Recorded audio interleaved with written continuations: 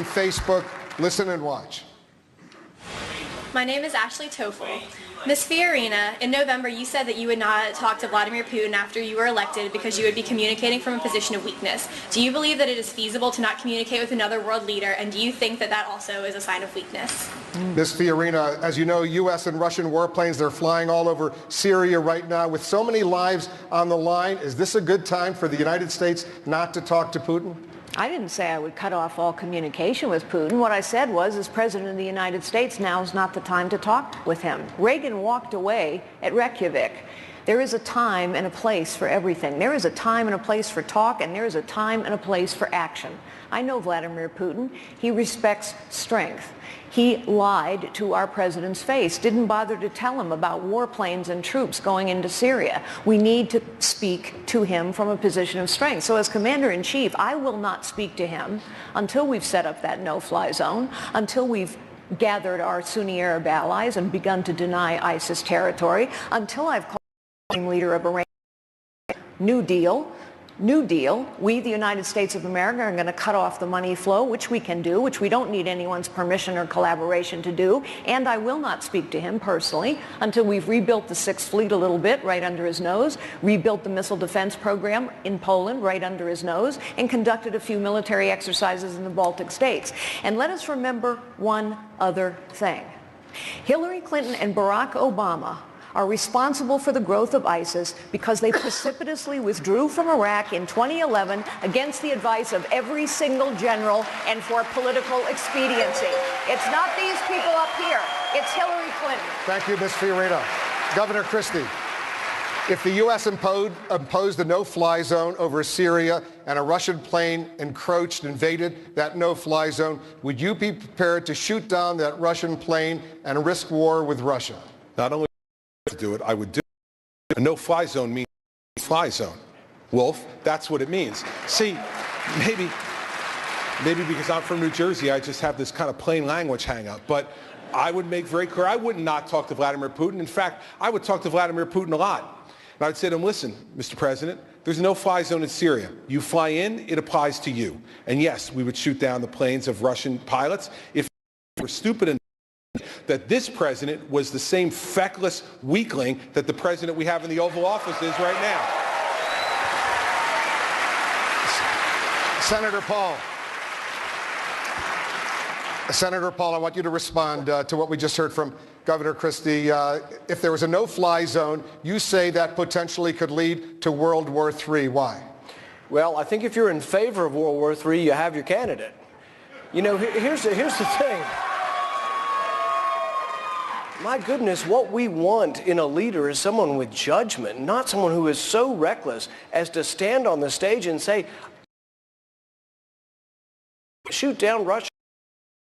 Already flies in.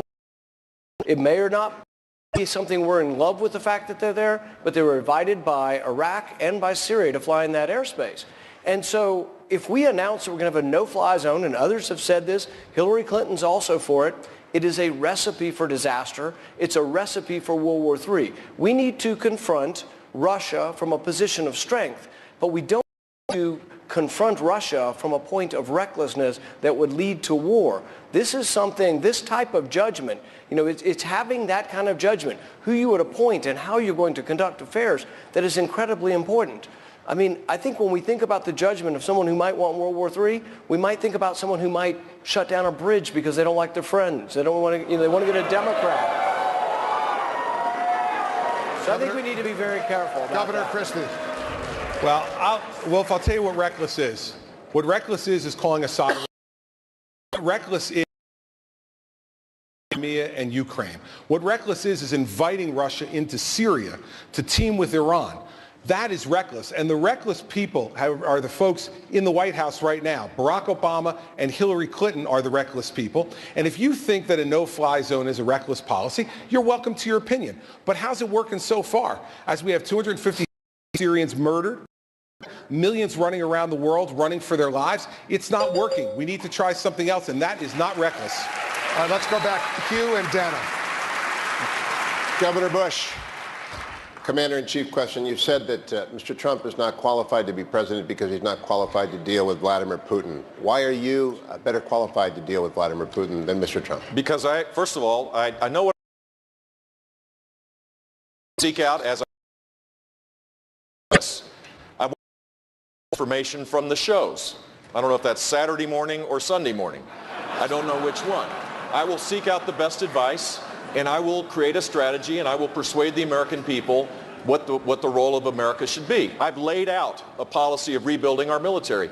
All of the talk that we're saying here, most of which I agree on, frankly, requires a much stronger military. We now have a lack of readiness that is quite scary. We have planes that Harry Truman inaugurated, the B-52.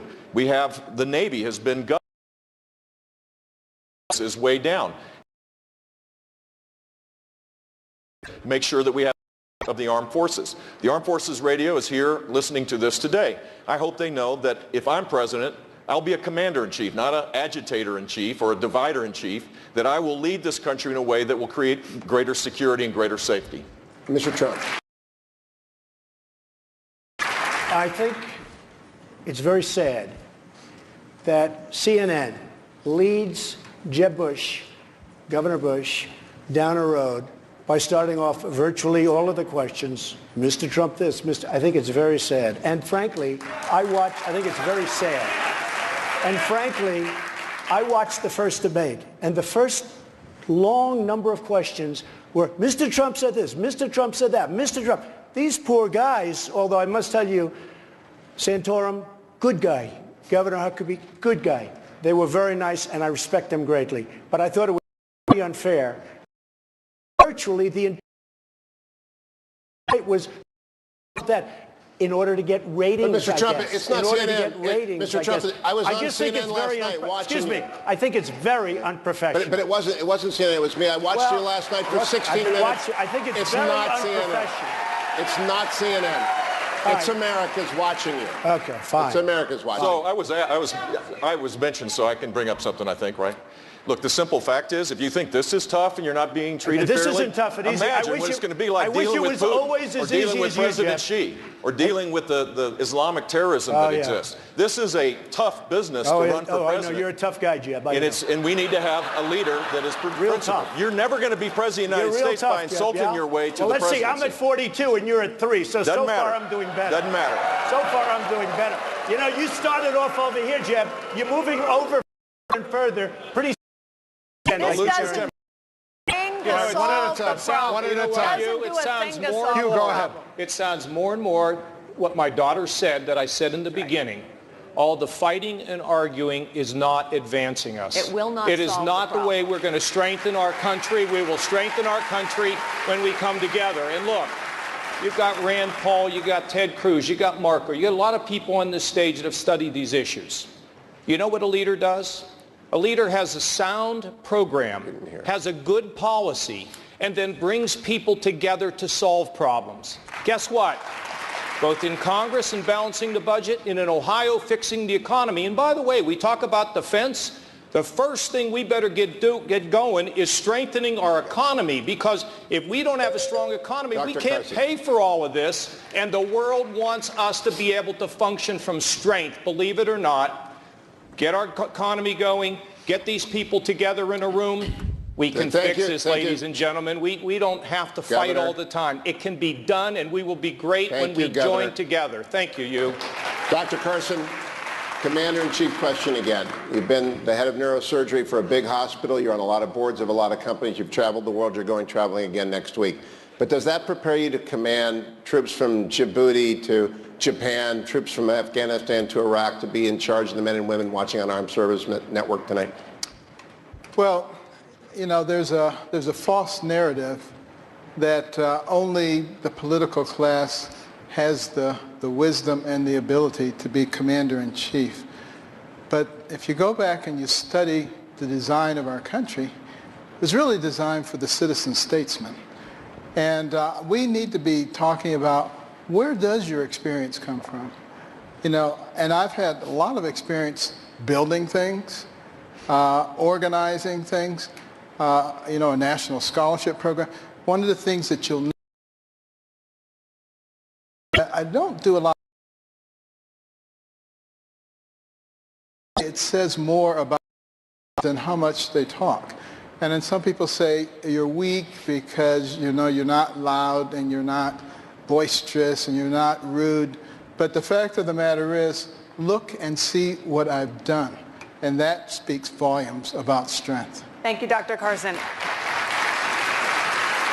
We've been talking tonight about programs and policy proposals that you all have to keep Americans safe, and it's a big discussion on the campaign trail, also about border security and immigration. So let's talk about immigration. Senator Rubio, you co-authored a bill with Democrats 2 years ago that allowed a path to citizenship for undocumented immigrants.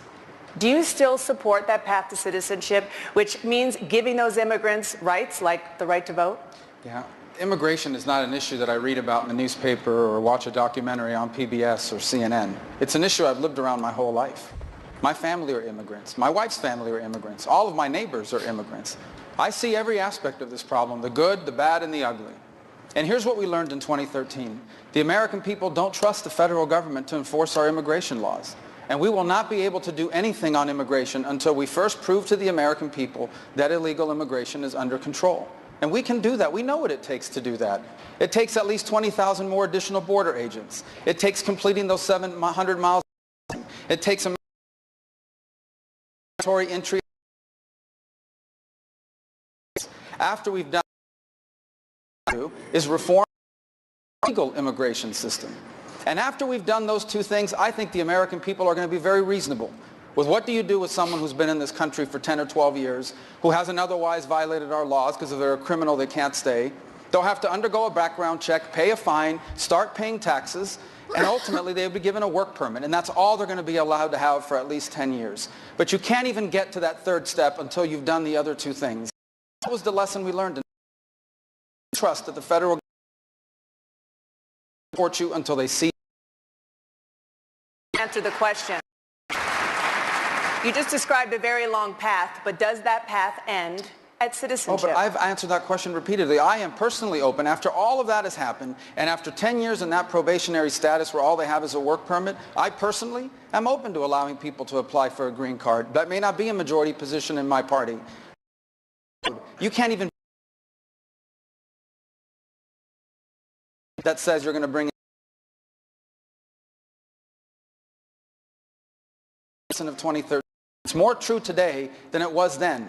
After a migratory crisis on the border with minors coming over that you're seeing start up again now, after all these executive orders the president has issued, more than ever we need to prove to people that illegal immigration is under control. Thank you, Senator. Senator Cruz. Senator Cruz, on the campaign trail, Senator Rubio has said that his immigration plan isn't that different from yours. Is that true? Well, he has attempted to muddy the waters, but I think anyone that watched the battle that we had, you know, there was a time for choosing, as Reagan put it, where there was a battle over amnesty, and some chose, like Senator Rubio, to stand with Barack Obama and Chuck Schumer and support a massive amnesty plan. Others chose to stand with Jeff Sessions and Steve King and the American people and secure the border. And let me mention, this issue is actually directly connected to what we've been talking about, because the front line with ISIS isn't just in Iraq and Syria, it's also in Kennedy Airport and the Rio Grande. Border security is national security. And you know, one of the most troubling aspects of the Rubio-Schumer Gang of Eight bill was that it gave President Obama blanket authority to admit refugees, including Syrian refugees, without any background checks whatsoever. Now, we've seen what happened in San Bernardino. When you're letting people in, when the FBI can't vet them, it puts American citizens at risk. And I tell you, if I'm elected president, we will secure the border. We will triple the Border Patrol. We will build a wall that works, and I'll get Donald Trump to pay for it. I'll build it. Dana. Thank you. Senator Rubio, please. Yeah, a couple points. In 2013, we had never faced a crisis like the Syrian refugee crisis now. Up until that point, a refugee meant someone fleeing oppression, fleeing communism, like it is in my community. As far as I'm always puzzled back on this issue.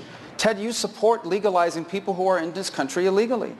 Ted Cruz supported a 500% increase in the number of H-1B visas, the guest workers that are allowed into this country, and Ted supports doubling the number of green cards. So I think what's important for us to understand is there is a way forward on this issue that we can bring our country together on. And when I'm president, I will do it. And it will begin with control.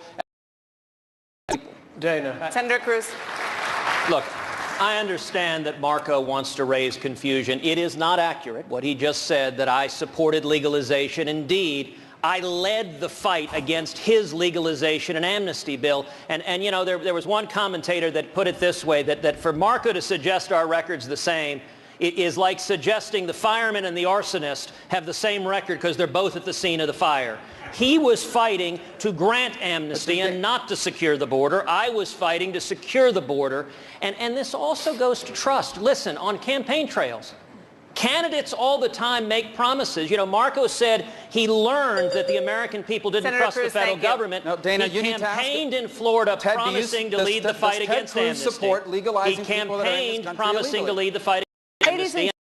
That's why the Stand by, American sorry. people are Senator fed Cruz, up can you with answer the that political question, class. please? Does Ted Cruz rule out ever legalizing people that are in this country illegally now? Senator Cruz. I have Will you never rule- supported legalization. Do you rule it out? I have never supported legalization, and I do not intend to support legalization. And let me tell you how you do this. What you do is you enforce the law.